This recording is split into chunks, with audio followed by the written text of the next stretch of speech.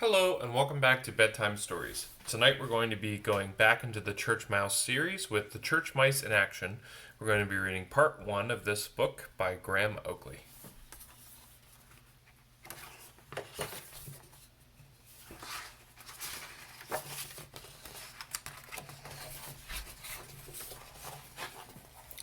I'll let you look at the picture as I read.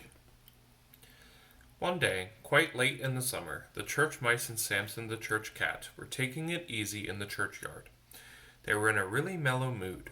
But then Humphrey, who was a bit of a pessimist, said through a mouthful of blackberry that late summer was almost early winter, and as the vestry roof was as leaky as ever, the near future looked pretty wet and shivery. Somehow, the mood wasn't quite as mellow after that.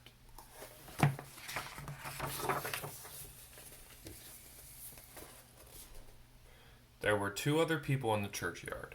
One was the parson, and the other was his sister, who was spending a couple of weeks with him. The parson, who was telling his sister all about the squinch arches and crockets and things, and she was telling him all about her best friend's new hat, when suddenly she saw Samson. Samson was dreaming about the lovely times he used to have before he took his vow never to catch mice, when a strange noise woke him up. It sounded something like, "Who's a beautiful putty-tat-dad?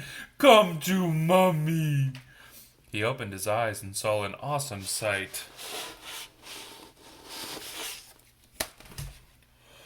Rotted it, dear.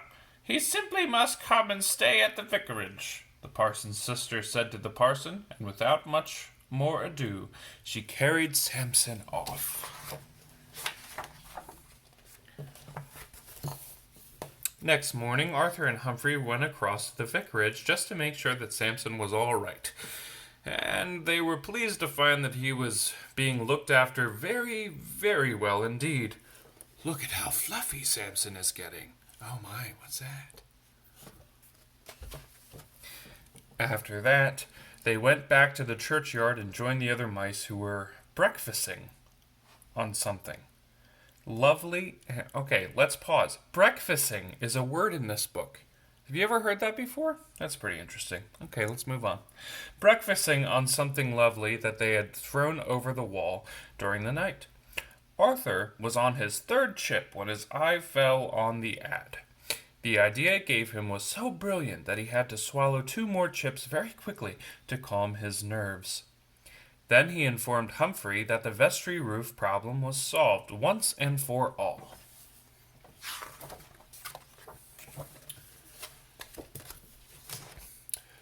Humphrey only really liked ideas he thought of himself, so he looked very doubtful and said that Samson couldn't win anything except booby prizes.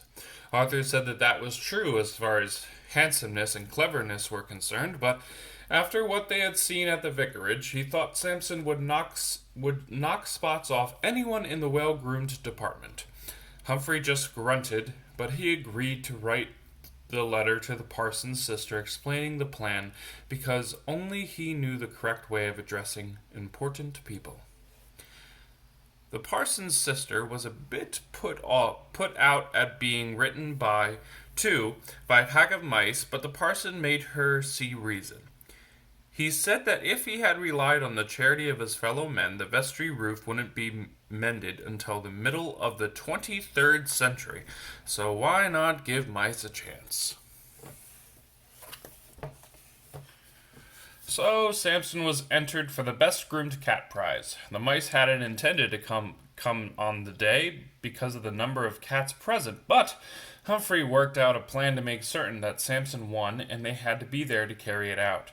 Arthur had objected using words like unsporting and downright un-British, but Humphrey had stood up for his plan, saying things about mealy-mouthed hypocrites and namby-pamby do-gooders.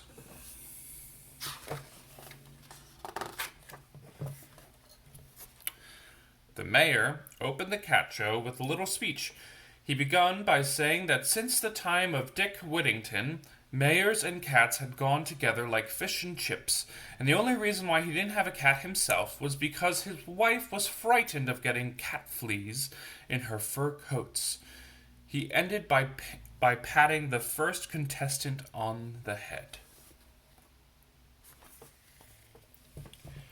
Or rather, he would have done if the mice hadn't put their plan into operation. Oh no, what's going on? The plan was very simple, though it called for the most steely nerved of the mice to carry it out. It looks like the mice are in the people's pockets.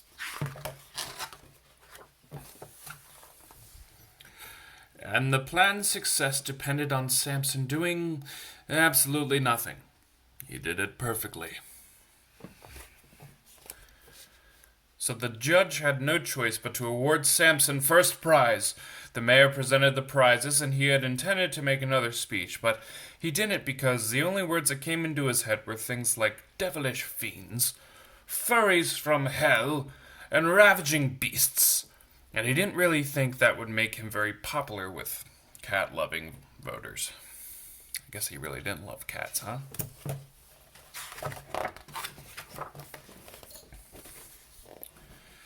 After his success, Samson was entered in the other cat shows, and with the aid of the mice, his prizes soon amounted to 10 pounds, a year's supply of cat litter, and 3 dozen boxes of flea powder. Humphrey claimed all the credit. Chaps like me, he said, just stick our hands in the world's pockets and take what we want. Arthur said he supposed you could describe swindling honest folk like that. All the other mice just called him a ninny. Next morning, there was an article about Samson in the paper. The mice read it with a great interest, and so did some other people. Later that day, Samson managed to give the parson's sister the slip. The first thing he did after escaping was to get rid of his horrible bow. So Samson got out. Do you see him? And this is the last page here of part 1. He did so... He was so absorbed in doing this that he didn't notice the danger until it was too late. What's going to happen?